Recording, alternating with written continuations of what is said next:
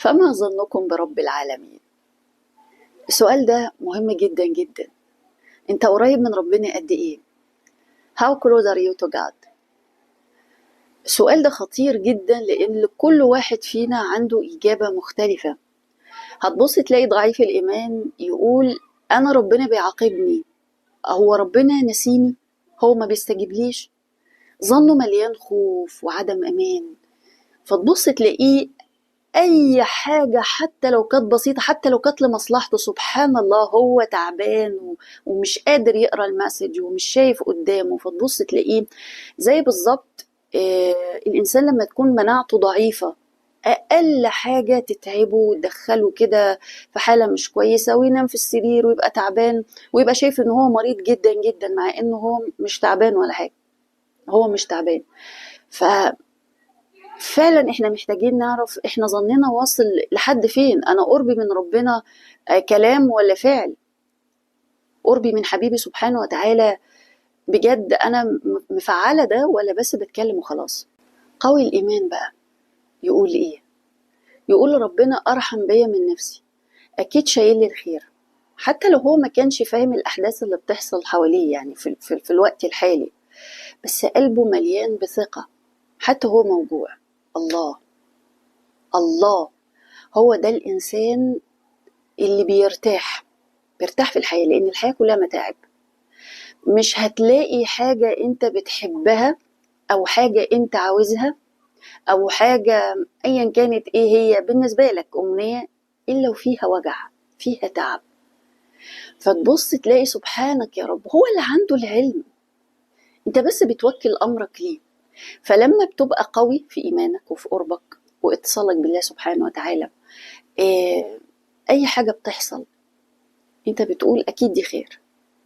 لما الواحد بيوصل للمعنى ده بيرتاح، ده بيهون عليه الألم اللي هو عايشه، لأن هو بيتألم، لأن أي فقد أي ابتلاء هو بيبقى وجع.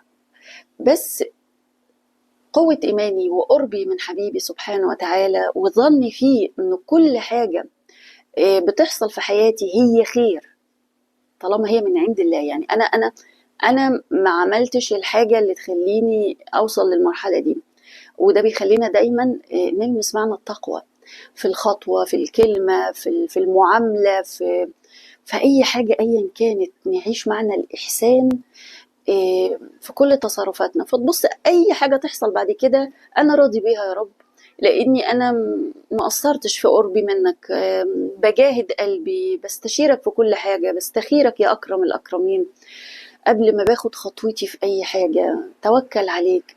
فتلاقي الإنسان ده مهما شاف. تعالوا بقى نروح للإنسان المتزن نفسيا.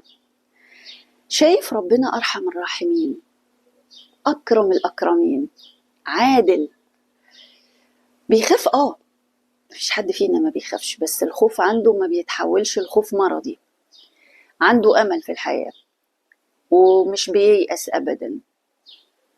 وأجمل حاجة كمان إنه مش مؤمن بنفسه زيادة عن اللزوم، لأن في ناس بيوصلوا في الحياة إنه هو بمجرد ما خلاص وصل لمرحلة علمية كويسة جدا ومرحلة يعني ماديا كويس، اجتماعيا مش عارفة ايه، فتبص تلاقيه خلاص تملكوا بقى الغرور وبعد عنه الاتزان وبقى على مشارف ضعف الإيمان. لأن الإنسان اللي دايما واثق في نفسه زيادة عن اللزوم ده وعمال يقول أنا أقدر أعمل ده وأقدر أعمل، إحنا سبحان الله النفس اللي بنتنفسه مش بمزاجنا، مش انت اللي عملت، ده ربنا اللي سمح للنفس ده انه يدخل ويخرج.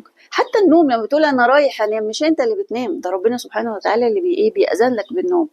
انا هصحى الساعة كذا، لا مش انت، ده ربنا سبحانه وتعالى اللي بيأذن للروح دي انها ترد تاني للجسد وتبدأ حياتك من اول وجديد وتبدأ يومك يعني. فالإنسان المتزن هو إنسان جميل، فاهم، حلو قوي، إحساسه بقربه من ربنا سبحانه وتعالى جميل قوي. هو متزن، هو ما عندوش خلل في القرب والارتباط بحبيبه سبحانه وتعالى، وأي حاجة بتحصل حواليه هو بيقدر يقرأ المسج بتاعها. أي حاجة بتحصل المفروض بقى إنك تسأل نفسك بصدق، أنا ظني بربنا إيه فعلا، مش بالكلام، بالإحساس. توصل لمرحلة إنك تقول فيها يا رب أنا حسن ظني بيك، مش علشان أنا كويسة، ولا علشان أنا مثقفة، ولا علشان أنا ماديا مش عارفة إيه، ولا علشان أنا علاقتي إيه، ولا لأ، علشان أنت الكريم، أنت الرحيم. فبجد هو سؤال جميل قوي إن احنا دايما نسأل نفسنا هو أنا ظني بربنا إيه، علشان نعرف نعيش ونبعد عن حالات الاكتئاب والانتحار اللي بقت كتيرة. أو نبص نلاقي دكتورة اتعلمت ودرست وعاشت عمر وعند اختلاف وضغط نفسي تنتحر. فين هنا القرب من ربنا سبحانه وتعالى؟ هتقولي لي الحياة والضغوطات والماديات ومش عارفة ايه ربنا سبحانه وتعالى أكرم الأكرمين. ربنا قادر على المستحيل اللي انت شايفه مستحيل. عند ربنا مفيش مستحيل، مفيش سقف انت عندك سقف للمستحيل وعمال تقول فيه مستحيل. ربنا ما عندوش سقف للمستحيل، ربنا رب المستحيل. ربنا سبحانه وتعالى يقدر يحقق لك كل حاجة، والله يبعت لك رزقك ويفتح لك الأبواب المتقفلة ويديك كده اللي عمرك ما يخطر على بالك أبدا إنه هو كان يحصل في يوم من الأيام. يعني أنا أفتكر إني كنت عمالة أدعي في شيء، عمالة أدعي بشيء عشان حاجة معينة وعمالة أدعي بيها، فربنا فتح لي طريق تاني خالص ملوش علاقة باللي أنا عمالة أقوله، وأيسر وأسهل وأفضل. ظنك بربنا هو اللي بيحدد شعورك في كل حاجة. فلو ظنك إنه هيرحمك هتطمن، ولو ظنك إنه هيجبرك هتستحمل، ولو ظنك إنه شايفك مش هتتعب أبدا، مش هتضيع. أنا عند ظن عبدي بيه. يعني إيه؟ يعني أنت اللي بتحدد سبحان الله تعيش مطمن ولا قلقان. إيه؟ أنت إيه دلوقتي؟ ظنك بربنا إيه؟ السؤال ده مش عابر، ده مرآة. كل واحد فينا شايف ربنا على قد ظنه بيه، فخلي ظنك كبير جدا علشان ربنا أكبر من أي ظن. ربنا أكرم الأكرمين وأرحم الراحمين. في يوم من الأيام ربنا عاتب سيدنا إبراهيم في كافر. واحد راح لسيدنا إبراهيم وخبط على بابه، فسيدنا إبراهيم سأله ديانتك إيه؟ فقال له مجوسي. فسيدنا إبراهيم قفل الباب في وشه، فعاتبه الله. قال يا إبراهيم وسعته في ملكي وهو كافر بي، وأنت بضياف ليلة واحدة تريد أن يغير ديانته.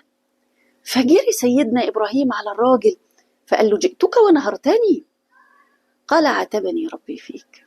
قال ونعم الرب يعاتب أحبابه في أعدائه. أشهد أن لا إله إلا الله. فخلي دايما ظنك في ربنا كبير جدا، ما تحط السقف أبدا. سبحانك يا أكرم الأكرمين. ربنا أكرم الأكرمين وأرحم الراحمين. إحنا بس لو لمسنا المعنى ده وعشنا بيه مفيش مشكلة. هنبقى عايشينها أو لسه هتيجي هنتأثر بيها، هنتضايق لأن إحنا بني آدمين، بس خلاص يعني هنقرأ المسج على طول ونقول ربنا ما بيعملش حاجة وحشة، ربنا رحيم ودود غفور. ادعي دايما من قلبك وخليك على ثقة ويقين إن حبيبك بيحبك وعايز لك الخير. فاقرأ المسج كويس، قرب من حبيبك كويس، بلاش تبقى يئوس، بالعكس انت ربك أكرم الأكرمين.